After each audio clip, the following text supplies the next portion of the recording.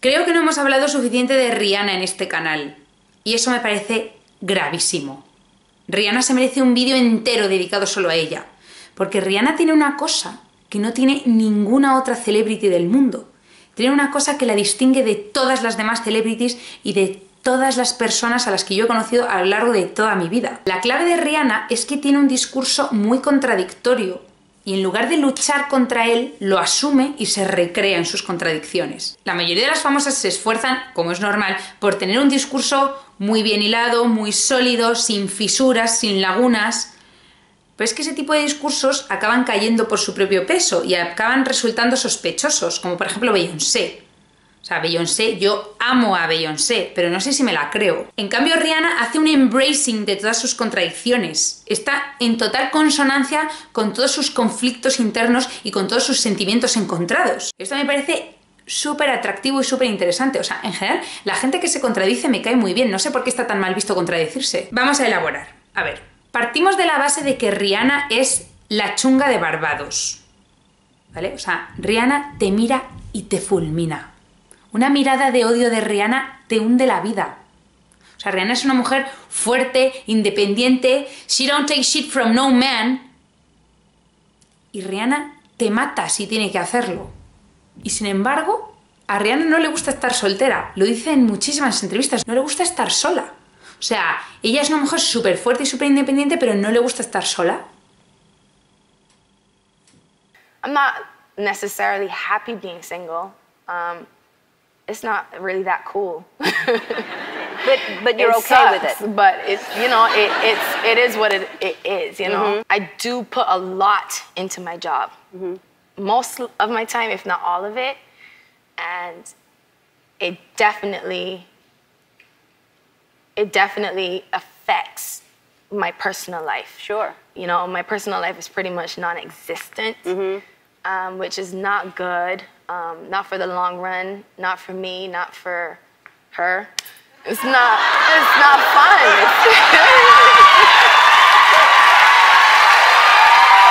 Claro, yo veo esto y digo, ¿what? Rihanna, ¿dónde está tu mensaje de fuerza, independencia y poder? O sea, tú eres una majestic fucking creature que te has montado un imperio brutal y me estás diciendo que si no tienes novio estás de bajona. ¿Eso es lo que me estás diciendo? ¿What? O sea, no tiene nada que ver con todo lo que me has contado anteriormente. Pero claro, lo interesante aquí es que Rihanna está expresando sin pudor cómo se siente. Está hablando de su sexualidad, de sus frustraciones. No está reprimiendo nada. Es lo contrario a reprimirse, ¿no? Está contando exactamente lo que siente. ¿Por qué no podría decir lo que siente? ¿Por qué no podría decirlo, aunque sea contradictorio con todo lo anterior? ¿Qué es mejor?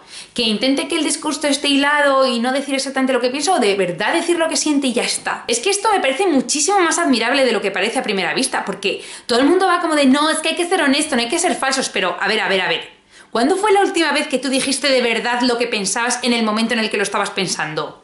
Porque yo la última vez lo mismo fue en 2001. O sea, Rihanna no hace paripés, Rihanna es lo contrario a un paripé. Rihanna expresa exactamente lo que está sintiendo en el momento en el que lo está sintiendo. O sea, Rihanna va a los VMA de 2013 en vaqueros como una iconic goddess y cuando está Miley Cyrus ahí subida en el escenario haciendo twerking, Rihanna boicotea toda la performance con sus caras. Con las caras que pone, con sus gestos. No habla, es que no dice nada. Son solo gestos. Wow, here we go. Full back mount here. Oh, this is nasty. This is horrific. Y además lo boicotea de una manera muchísimo más sofisticada que el resto del mundo, porque todo el mundo estaba en contra de Miley Cyrus haciendo twerking, pero tenía más que ver con un slut shaming, en plan de, hola, mira a Hannah Montana, ahora se tiene que desnudar para tener fama. No, el boicot de Rihanna era muy superior a eso. ¿Sabéis lo que está diciendo con esos gestos? Está diciendo, vamos a ver, yo llevo moviendo el culo toda la vida, y llega ahora la White Bitch de Nashville diciendo que hace twerking, y todo el mundo, oh, el twerking. O sea, está poniendo cara de maldita supremacía blanca, básicamente. Es muy importante que exista gente como Rihanna. O sea, Rihanna no se está riendo de Miley Cyrus en plan de qué patética ahí desnuda haciendo twerking. No, Rihanna va muy por delante de eso. Va muy por delante de nosotros, o sea... Esto fue en 2013 y yo lo acabo de entender hoy en 2017, o sea, imagínate lo muy por delante que va Rihanna de mí. Por otra parte, Rihanna es súper envidiosa y no le da vergüenza reconocerlo. ¿Cuándo habéis conocido a alguien que reconozca que es envidioso? No, yo tengo envidia sana. ¿Envidia sana? ¿Qué es envidia sana? O sea, chao. Todos somos súper envidiosos. Yo soy envidiosa y yo intento reprimir mi sentimiento de envidia cuando lo tengo. En cambio, Rihanna lo deja aflorar. O sea, ella está en absoluta consonancia con su sentimiento de envidia. Y esto se demuestra en muchas ocasiones. Por ejemplo, cuando habla de Beyoncé. I give you a name. These are people in your world. You just tell me the first thing that comes to your mind, okay? Beyoncé. Gorgeous, a stab to my self-esteem. Esto os juro que me parece precioso. O sea, está diciendo que admira que te cagas a Beyoncé, pero al mismo tiempo le tiene envidia. Me parece una maravilla que sea capaz de hablar de sus dos sentimientos encontrados a la vez. Es que esto no lo hace nadie. Podría decir simplemente, oh, sí, Beyoncé es muy guay, y ya está, pero se quedaría a medias. Ella no, ella cuenta la historia completa. Me gusta mucho que Rihanna no quiera ser un role model. Me gusta muchísimo, me interesa muchísimo que ella no quiera responsabilidad moral sobre sus actos. O sea, tiene el discurso exactamente opuesto al de Taylor Swift, porque Taylor Swift considera que en el momento en el que tú eres una figura pública ya tienes una responsabilidad para con tu audiencia. O sea, tienes una responsabilidad ética y moral sobre las cosas que haces, que tú no puedes hacer lo que te dé la gana y decir lo que te dé la gana, que te tienes que comportar de cierta manera porque eres un ejemplo a seguir. Y Rihanna opina exactamente lo contrario. How do you feel about being 18 years old, being this successful, and knowing that there are young girls out there that you're influencing? Does that give you pressure? Do you think about that? I think that when you put out one song or you're in one movie, what you don't realize is that no matter what, you're a role model, whether you choose to embrace it or whether you choose to ignore it. And I just choose to embrace it because I feel like it's the biggest honor in the world when a mom comes up to me and says, my 8-year-old daughter listens to your music, and I think that it's so great that she looks up to you. I know you have a very personal relationship with your fans. You call them the Navy. What do you want them to know? I want them to feel comfortable knowing that I have flaws as well. I want them to know those flaws because I'm afraid of the pedestal. Wow. I'm super duper afraid of the pedestal that comes with fame. So are you comfortable with the title role model? No, because of what society has made that title. It's become a title of perfection. And that is something that nobody can achieve. La vulnerabilidad y la sinceridad de Rihanna no la encontramos en ninguna otra artista. Y todas las contradicciones de Rihanna nos rodean constantemente. Lo que pasa es que luchamos contra ellas, ¿no? O sea, yo, por ejemplo, no quiero que me traten como una mujer frágil, cual delicado pétalo de rosa que se posa suavemente sobre el agua cristalina y que es una princesa a la que hay que proteger. Pues no, porque soy una mujer fuerte, independiente, a mí no me hace falta que nadie me proteja. Pero al mismo tiempo, pues sí, soy un delicado pétalo de rosa, soy una princesa. Pues sí. Por ejemplo, por un lado, no quiero quedar con mis amigas solamente para ir de compras y pintarnos las uñas. Pero por otro lado, me encanta ir de compras y pintarme las uñas con mis amigas. Y no quiero que se me respete menos por eso. Pero no es eso lo único que me gusta hacer. Pero está súper bien hacer eso. Y por un lado, me jode que te cagas que todas las princesas Disney, su único objetivo en la vida sea casarse con el príncipe. Pero por otro lado, es muy interesante que las protagonistas de todas las películas Disney son mujeres y que los hombres en esas películas son absolutamente anecdóticos. O sea, los sentimientos de los hombres no los conocemos. De lo que van las películas Disney siempre es del viaje vital de esa mujer hacia su objetivo, que en este caso es casarse con el príncipe, pero podría haber sido otra cosa, ¿no? Por un lado, me parece patético que la única aspiración y la única motivación en la vida de la sirenita sea casarse con ese hombre al que ni conoce, pero por otro lado es muy interesante que ella se rebela contra su padre tirano, ¿no? O sea, eso es muy guay. O por ejemplo, la única aspiración de la Cenicienta también es casarse con el príncipe, pero realmente la Cenicienta está rebelándose contra una familia abusiva. Pues súper bien, ¿no? O sea, es todo el tiempo una contradicción entre una cosa y la otra. Otro ejemplo, las Barbies. Las Barbies generan unas expectativas de belleza absolutamente inalcanzables para la mayoría de las mujeres del mundo. Y sin embargo, hay Barbie jueza, Barbie abogada, Barbie astronauta, Barbie doctora.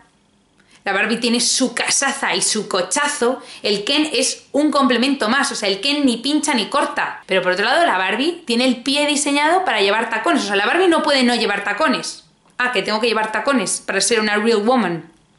Pero los tacones son súper guays, son empowering. Pero tampoco quiero que me obliguen a llevar tacones. Y así todo el rato, es la eterna contradicción con la que tenemos que vivir todos los días. A mí me parece interesantísimo. Pero a mí a lo largo de toda mi vida me han echado la bronca muchísimas veces por contradecirme. Me han llamado hipócrita, me han llamado falsa. Y claro, yo pensaba, tía, entiendo tu contradicción y necesito que tú entiendas la mía también. Puedes pensar una cosa y su contraria a la vez.